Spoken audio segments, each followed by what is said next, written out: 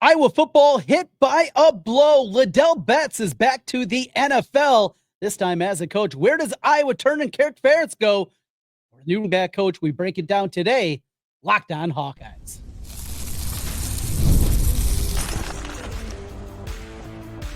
You are Locked on Hawkeyes, your daily podcast on the Iowa Hawkeyes. Part of the Locked on Podcast Network, your team every day.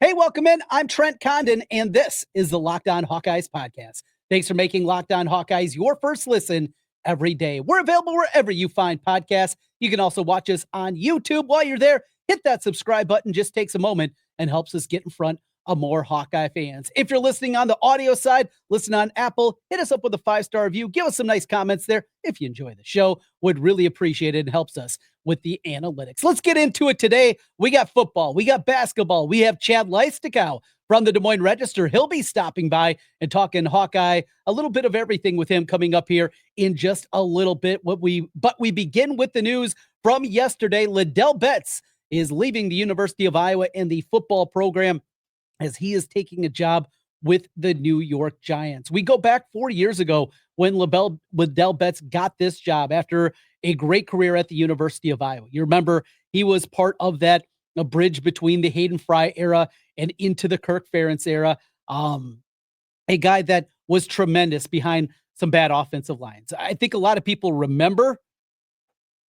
You go back to the end of the Hayden into the early Kirk Ferentz era, just how bad those offensive lines were. And Ladell Betts was able to make it happen. Played 8 years then in the league, in the NFL, did a great job, continued coaching after he finished up his career, but it was at the high school level. And when he was tabbed as the next running back coach at the University of Iowa, I think there were some questions about Ladell Betts, but a guy from Kansas City, a lot of connections there. A guy that played in the league for 8 years, a lot of connections there. Then was a high school coach for a number of years in South Florida, and we saw how good he was in the recruiting side of things. But maybe most importantly, when you look at Ladell Betts, Kaleb Johnson, you saw the season that he put together. A lot of credit obviously needs to go to Ladell Betts. But the thing that I think is maybe the number one thing about Ladell Betts as a coach and what he was able to do this past season was not making Kaleb Johnson an All-American, but was keeping all these guys around for a season at the running back position. We came into last year. Kaleb Johnson, remember, was not at the top of the depth chart. He was suspended for the first half of the game a season ago, and then obviously thrust onto the scene what he did against Illinois State, and then from there in putting together one of the most outstanding performances of the season. But coming into last year, keeping Kaleb Johnson in the fold. In today's environment, to have a guy that talented that went through a very disappointing sophomore year after an outstanding freshman campaign, that is difficult to do. Yet Ladell Betts was able to do it. But it wasn't just him. You also look at what he was able to do with a guy like Jazzion Patterson, right? Jazzion came into last year, had a couple of good stretches, had a couple of good games a season ago against Iowa State, but kept him around for another year. That's not easy. Kamari Bolton, a lot of people thought he was going to be the guy this year. You bring all those guys back. TJ Washington's another guy. We saw LaShawn Williams was coming into the season. Obviously, injuries derailed it, and he was never able to get started, but he at least started the season with Iowa. You couple that with the freshman, with Williams coming in from Indianapolis, Brevin Dahl. This was an incredibly deep running back room, and he kept the guys healthy. He kept them around for the season. That says a ton, I believe, about what you get out of Ladell Betts. This is a blow. And this is a blow because you also have a guy that's not just leaving, right? Not just leaving, but when you look at it, where he's going. We'll get to the NFL component because that is a piece, I'm sure. However, when you go through and you see that he's going to the Giants, he is leaving University of Iowa, looks to be a very solid situation, going and taking a job that has a coaching staff that likely is going to be on their way out unless they make the playoffs this year. Daboll and company, that's going to be tough for him to come back from.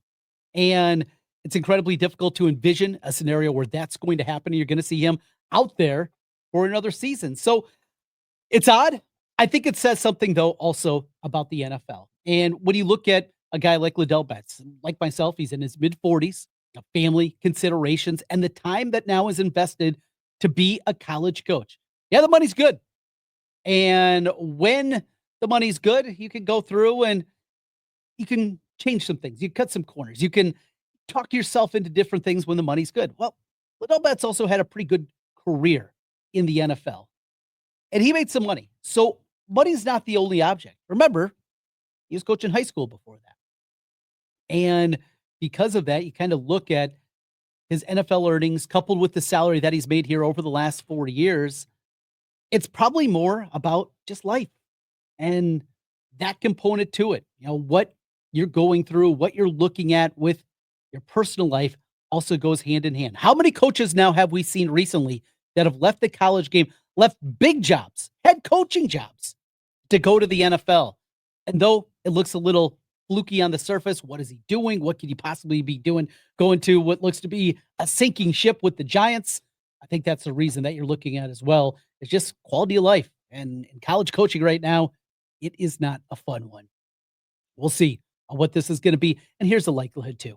Look, if he goes to the Giants this year, they have a devastating year. They get fired. It's not like Ladell Betts is going to be out of work. After what he did at Iowa, he's going to have a job in college coaching. He's likely get his foot in the door in the NFL. And a lot of times when you get that foot in the door, that's all it takes. And you're going to be there for a very, very long time. Might be moving cities a lot, might be bouncing around a little bit. That's also a component, but a very real possibility. We'll talk with Chad Leistikow about this Iowa football talk with the columnist from the Des Moines Register on the Iowa Hawkeye beat. We will talk with him. We'll get into basketball. We'll talk about the women's game against UCLA. What is next for them? And, of course, Iowa as they get ready for the matchup. Can the Hawkeyes pull the shocker tonight against the Illini? We'll talk about that as we continue Locked On Hawkeyes.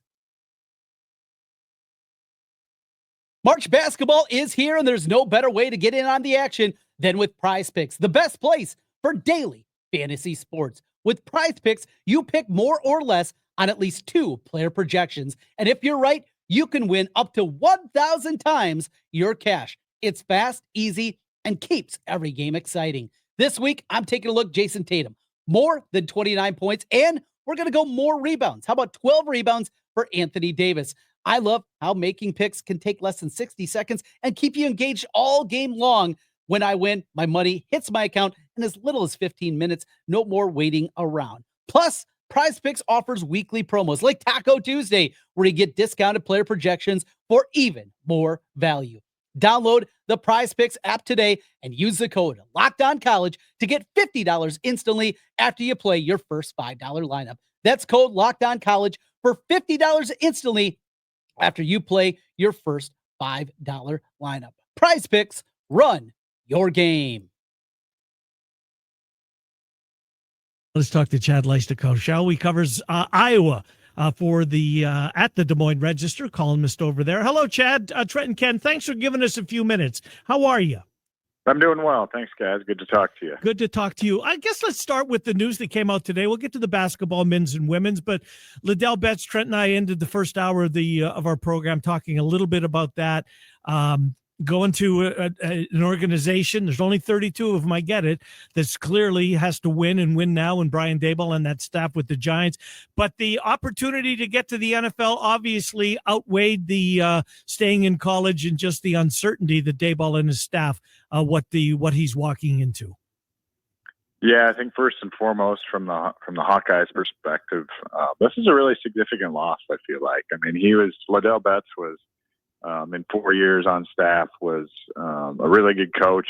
I think the thing he probably did the best was keep his room engaged and together. I mean, Kaleb Johnson easily could have transferred after his sophomore year. And Ladell Betts, I mean, gets, I would say, 80%, 90% of the credit for keeping him at Iowa, keeping him on the right track. Kaleb obviously comes back and has an unbelievable year. The same could be said for a guy like Jazz Patterson. Here's a guy that was shuffled 4 back, maybe in the rotation this past year. I mean, and he stuck with it, and he's been a contributor. And Kamari Moulton, and he's kind of, building into something, we think. And so I do think it's a big loss for Iowa. I know that it sounds like it was kind of a later developing thing this past weekend here. So a little bit of a surprise. It's pretty late to have an opening on a college staff. So, not really sure where Iowa goes, from here. But, it's going to be really difficult to replace somebody like Ladell, who has that NFL experience too. So the guys believe when he talks to them, they believe him. Like, yeah, you be patient. The ball can only go to you once, or only one ball to go around, type of thing. And he understood that too as an NFL running back. He was never really a starter, and he still had a 10-year career in the NFL. So, again, big loss. So is this going to be Tim Lester maybe more involved, bringing in a new offensive coach after kind of getting his feet underneath him a year ago? How much sway is he going to have in the room, or is this Kirk, when it comes to hiring assistants, this is all Kirk Ferentz? Yeah, I would hope that Tim Lester has quite a bit of say here. I mean, I think that, he really hasn't had a chance to kind of create some of his own staff, so to speak. I mean, they have a decent staff, I would say, in offense. I mean, George Barnett, I think, was kind of proven to be a really good coach, and had some off-season opportunities too, and stayed with Iowa. So, I hope so. I don't know. Usually, Ferentz is this is kind of his thing, to bring in the coaches he sees as fits, and certainly he's not going to bring in a guy that he doesn't think is a fit.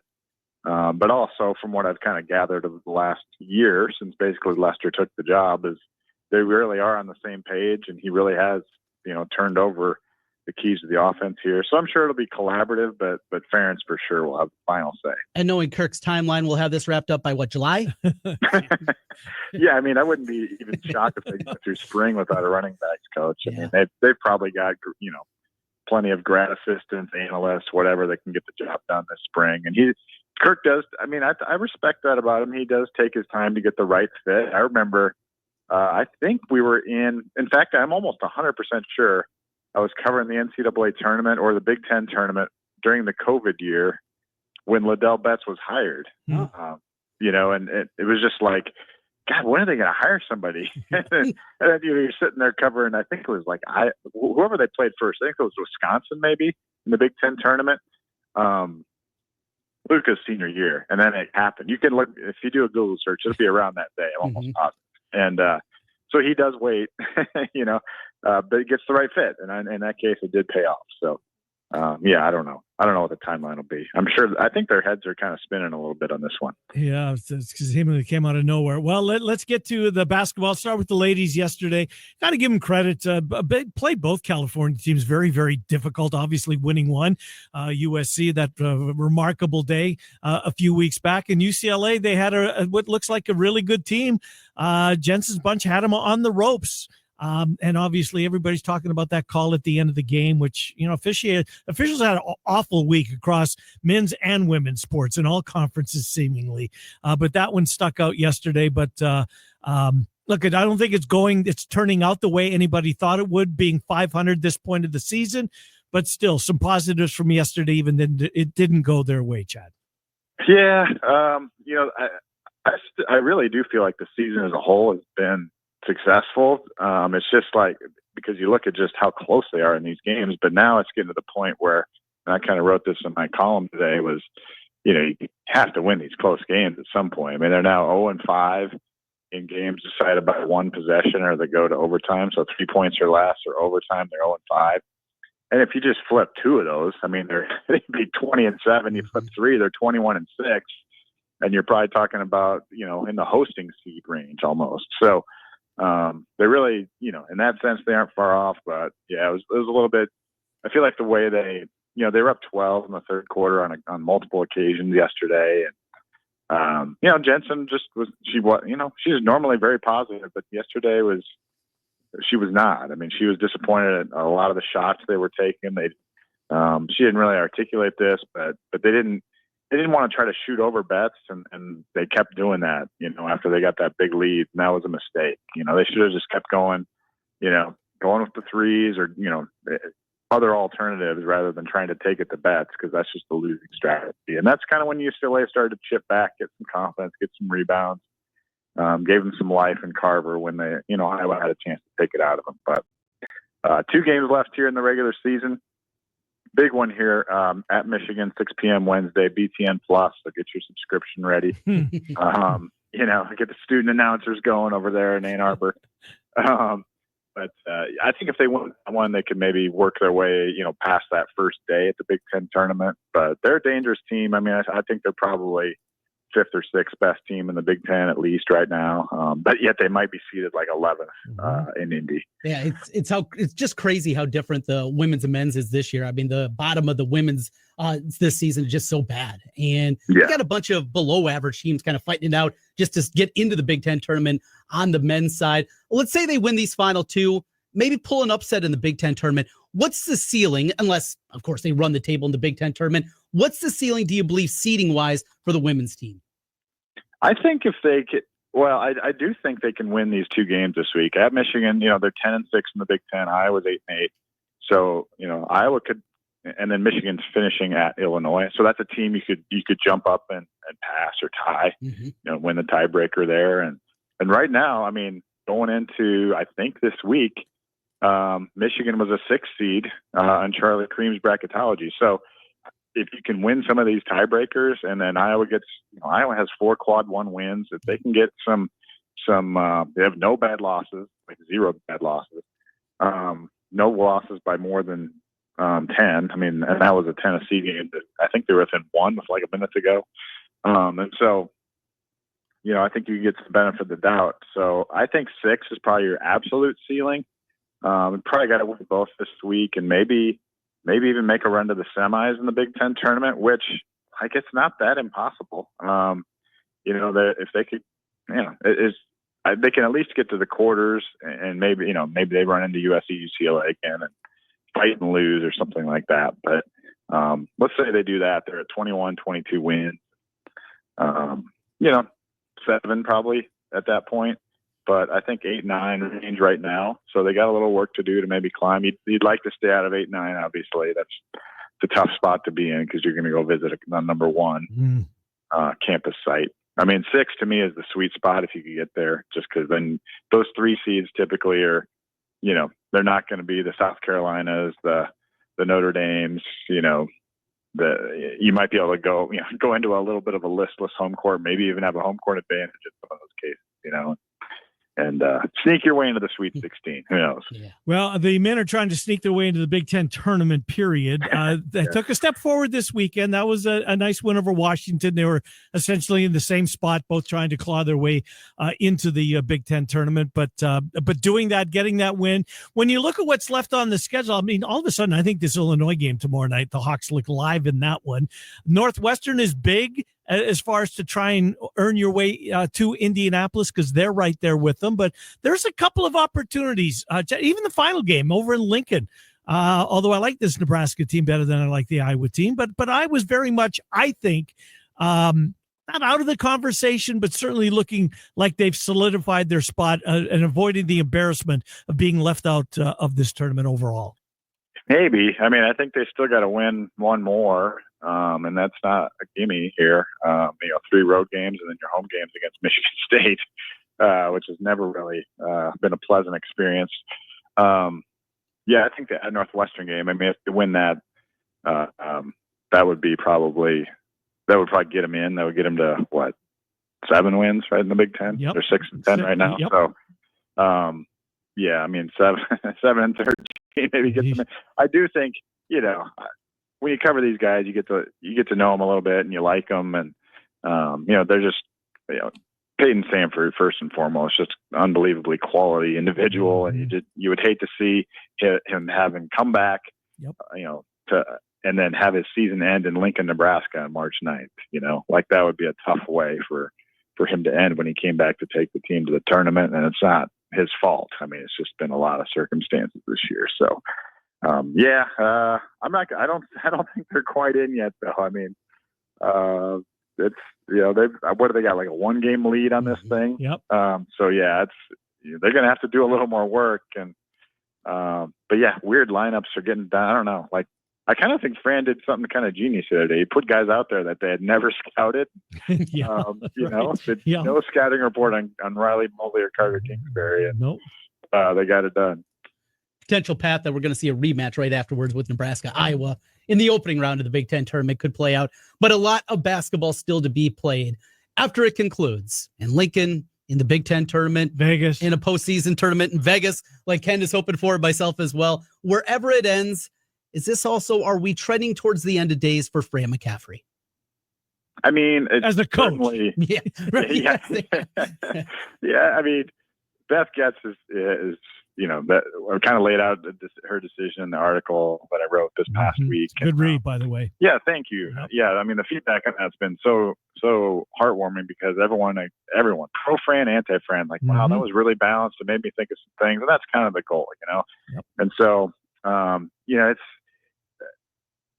when Beth looks at, just kind of where the momentum of the program is, I think it's going to be difficult to stay with the status quo, but she has a little more knowledge too of than maybe we do on, who might come back if Fran, stays and who might leave if Fran goes, there's a lot more factors going on and certainly money is a big deal. As you're trying to pay athletes with 20 plus million in rev share starting on July 1st. Now Beth says they're going to max that out. Most Big Ten schools say they are. But then you got to maybe come up with another 10 million on top of that. I talked to a lot of people off the, all of it off the record background more so I could write that piece. And one person kind of just spoke to me about it from a business perspective. And then when you look at the business, let's say you're a CEO of a big company, like if one sector of your company really isn't working, it's your job as that CEO to find out why. And then, go make a change if you need to make a change. And so, just because maybe the women's team and the football team and the wrestling team are all selling out doesn't mean you just sit pat on men's basketball and let it ride out another year. You try to fix it. And so, I definitely wouldn't be surprised if there's a move. I also don't think there's any chance that there's going to be any negotiated buyout. I mean, Fran's not going to walk away from $4.6 or $4.2 million, just because he wants to be a nice guy, and retire. So I don't think there's necessarily a happy ending here, money one wise way or another. Yeah. So you haven't heard the retirement word that hasn't popped up as far as any of the conversations you've had. No, I mean, it would surprise me. I mean, if they try to couch something like that, it would be, I don't even know if that would be reality in that case. My understanding from the work I've done is that, that dude's a basketball coach. He wants to keep coaching. He'll be 66 in May, but he's not done yet. And as I kind of pointed out in the article, I mean, he really is a good coach. It's just, you know how it goes. It's just sometimes you just wear thin at the end of a reign. I mean, heck, Ferentz is wearing thin on a lot of people right now. So it just happens. And so, it's not that even if they do make a move, it's not that he's some horrible coach or anything like that. It's just sometimes it's time. Everything runs its course. Yep. Yeah, it may be time. Yep. Beth Getz and I actually talked to Gary Barta. I don't mind saying this the other day, just at the game, and just said, hey, what predicament she's in. He's like, yeah, that's going to be all. When you're in the AD seat, that's all your call. It's you don't have a committee like this. You're on the island on this thing.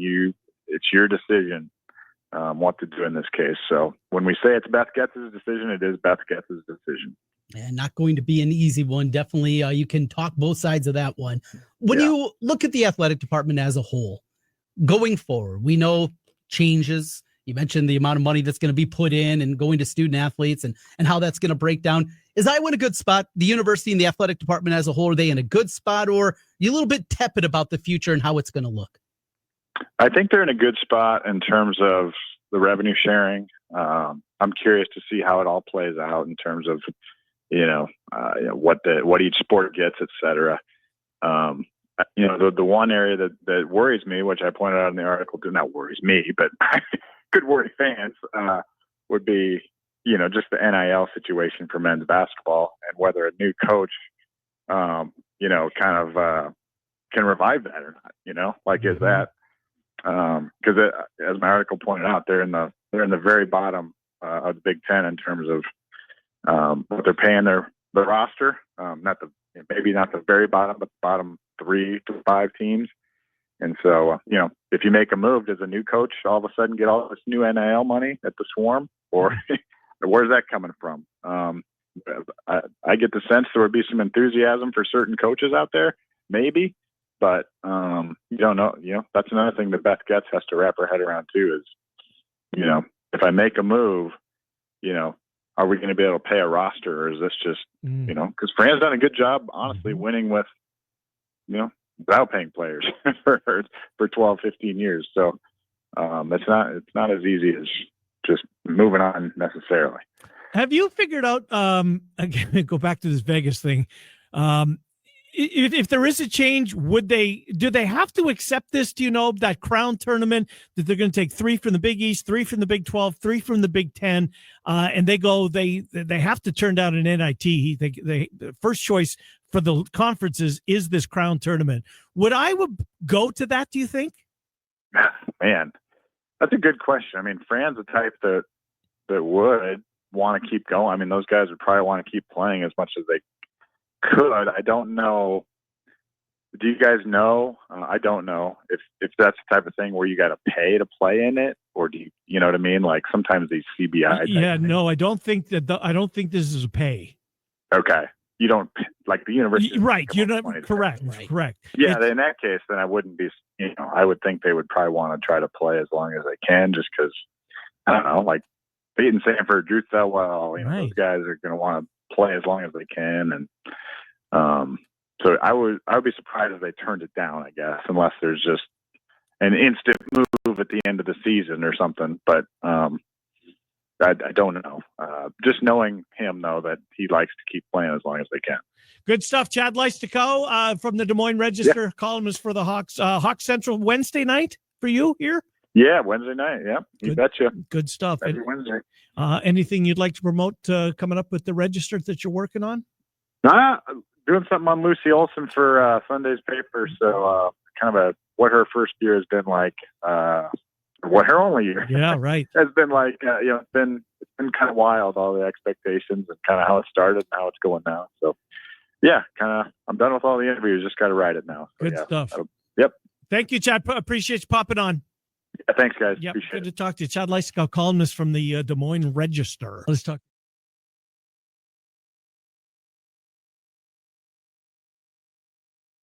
Trent Cotton back with you one final time. Locked On Hawkeyes. Thanks for being with us and making Locked On Hawkeyes your first listen every day. So it's Iowa, Illinois tonight.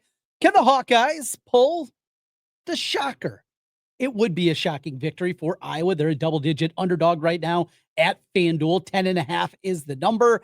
Analytically, same kind of number, 11 at Ken Pomeroy. They have Illinois winning this one. Ken Pom does 91-80.